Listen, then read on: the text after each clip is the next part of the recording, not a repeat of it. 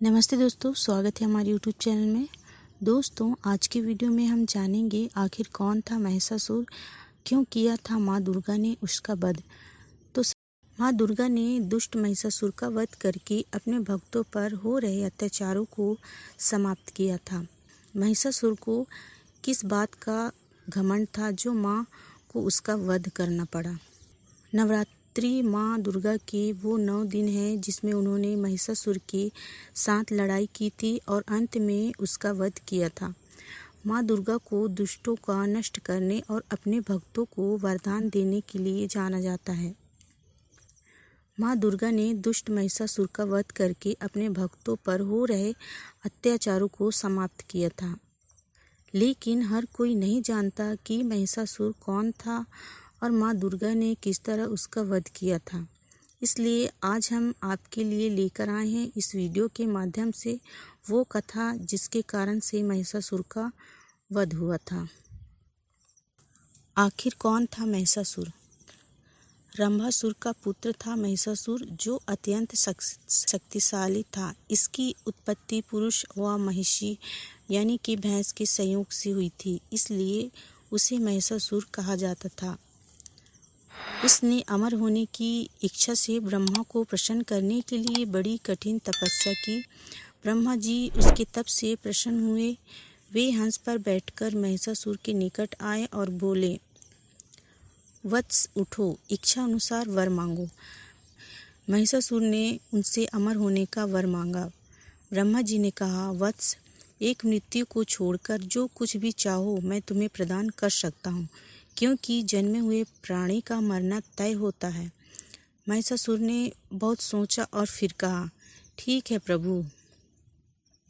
देवता, असुर और मानव किसी से मेरी मृत्यु न हो। स्त्री के हाथ से मेरी मृत्यु निश्चित करने की कृपा करें। ब्रह्मा जी एव मस्तु कहकर अपने लोक चले गए। प्राप्त करके लौटने के बाद महिषासुर समस्त दैत्यों का राजा बन गया। उसने दैत्यों की विशाल सेना का गठन कर पाताल लोक और मृत्यु लोक पर आक्रमण कर समस्त और अपने अधीन कर लिया। फिर उसने देवताओं के इंद्रलोक पर आक्रमण किया।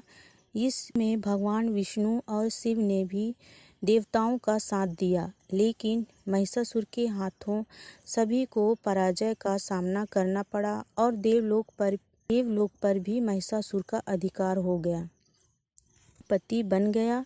भगवान विष्णु और सभी देवताओं ने मिलकर भगवती महाशक्ति की आराधना की। सभी देवताओं के शरीर से एक दिव्य तेज निकलकर एक परम सुंदरी स्त्री के रूप में प्रकट हुआ। भगवती की सवारी के लिए सिंह दिया तथा सभी देवताओं ने अपने अपने अस्त्र शस्त्र महामाया की सेवा में प्रस्तुत किए। भगवती ने देवताओं पर प्रसन्न होकर उन्हें शीघ्र ही महिषासुर के भय से मुक्त करने का आश्वासन दिया। भगवती दुर्गा हिमालय पर पहुंची और अट्टहास पूर्वक घोर गर्जना की। महिषासुर के असुरों के साथ उनका भयंकर युद्ध छिड़ गया। एक एक करके महिषासुर के सभी सेनानी मारे गए। फिर विवश होकर महिषासुर को देवी के साथ युद्ध करना पड़ा।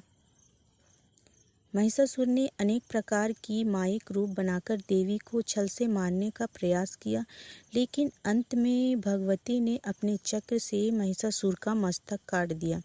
कहते हैं कि देवी कात्यायनी को ही सभी देवों ने एक एक हथियार दिया था और उन्हें दिव्य हथियारों से युक्त होकर देवी ने महिषासुर के साथ युद्ध किया था।